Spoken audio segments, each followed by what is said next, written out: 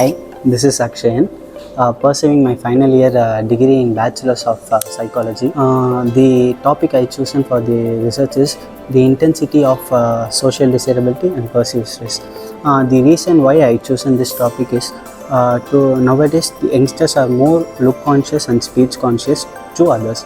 So I want to find the stress level, how they are perceiving the stress for their social desirability. Questionnaire I used this with 13 items for social desirability and 10 items for perceived stress.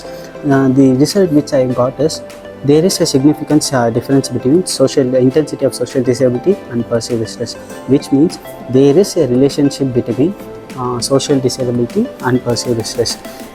If social desirability increases, perceived stress decreases. If social desirability decreases, the perceived stress increases. This was my finding for this, and I have chosen simple random technique, which useful for me to collect more samples from our college itself, because there is age criteria of 18 to 25.